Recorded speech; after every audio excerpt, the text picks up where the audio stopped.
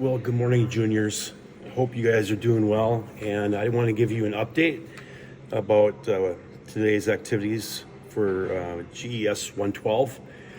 First of all, and most noteworthy, is that today is National Cheeseburger Day. Cheeseburger Day.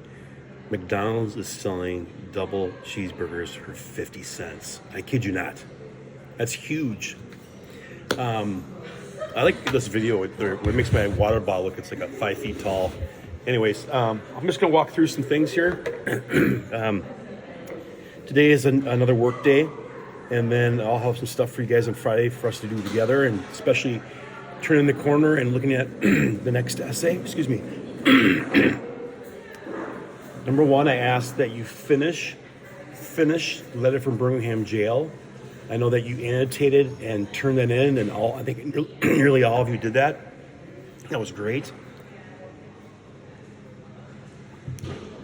And that was on the first 3 pages. And I'd like to have you finish the letter. You don't have to annotate for any assignment, but it might help you as you're, again, looking for a theme in regard to the rhetorical analysis essay, also known as expository essay. In fact, I have a short little video for you guys where I walk through the assignment. And if you go on Moodle, it's right under the Writing Center calendar or the schedule. It's called Rhetorical Analysis or Expository Essay Assignment. And I walk through the assignment. A couple of things though. Man, it's in my throat. The couple things you need to know is when you go through it, it was taped for GENS 130, and that was actually was the number and title for this class before. So it's exactly the same. The only thing that's changed, we changed it to GES 112. So note that, and also in the assignment, it talks about the paper being only 3 to 4 pages, and not true for our class. It's going to be 1,500 words, which usually comes at about 350 words per page. You're looking at 700, 1,400. You're looking at least 4.5, 5 pages. And there's a couple of things that I want to reiterate in this. You've got to use a King's letter, okay? You're going to be using sources in this essay, unlike the narrative essay. So make sure that you do that. And I'll walk through how we're going to properly MLA format, in-text citations, things like that, how to use sources in writing. But for you to familiarize yourself with this assignment, watch that video today. Okay, that's very, very important.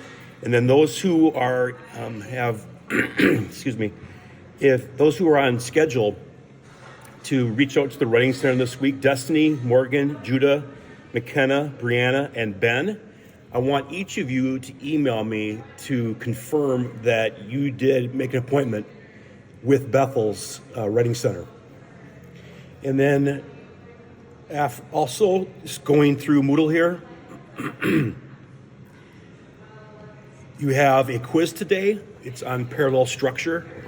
And parallel structure, if you look at the guide, and hopefully you took some time to do that, because the quiz is going to start right after this video is done. That'd be the first thing we do.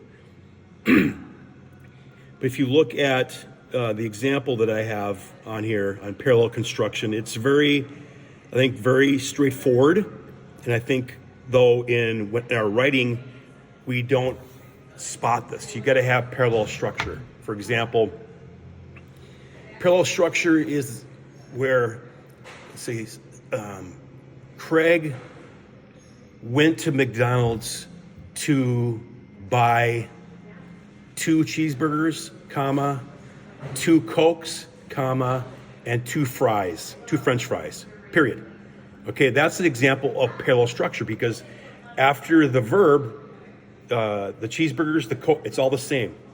It's 2 cheeseburgers, 2 Cokes, 2 French fries. Got that? Now, if I were to do something like this, Craig went to McDonald's to buy 2 cheeseburgers, 2 Cokes, and he also wanted to get a Happy Meal.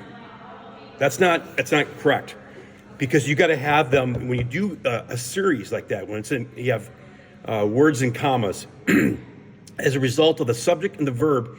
And then you have a string of 2 or 3 things. They got to balance each other. They have to be the same thing. You can't change the second item or the third item into all of a sudden.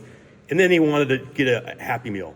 Okay, so that would result in actually a fragment. It'd be a fragmented sentence because you'd have 2 or 3 phrases there that are fused together, fragment or a fused sentence. And most of you are really struggling with that, of writing complete sentences, and you need to do that. It's going to be very important. In fact, in my feedback, for those who did print off a copy for me, almost all of you, it's very similar, where it's overuse of helping verbs, which causes a lot of confusion in your writing, and then also lack of clarity because you got fragmented sentences or you got fused sentences. So, and I'll walk through in another video how to fix those.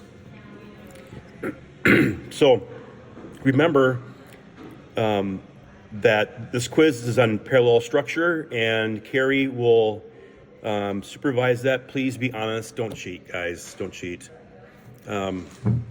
You're a really good class. I'm not very worried. You guys are sitting close to each other, but it's not worth it. And you can get a lot of trouble academically if you cheat. So don't do that. This is not high school. Okay. All right. And then let's see here. That is parallel structure. And then going back to our class, we have some work for you guys to do too today on fixing your sentences. 1 second here, I gotta pull up my Moodle page.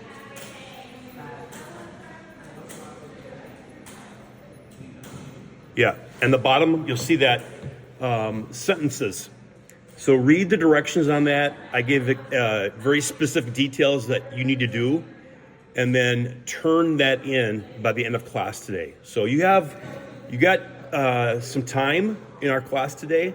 I'll make the sentences exercise due by the end of school day because I think all of you have a study hall. So, all right, I'll see you guys on Friday. Any questions, let me know. Take care. National Cheeseburger Day. Yeah.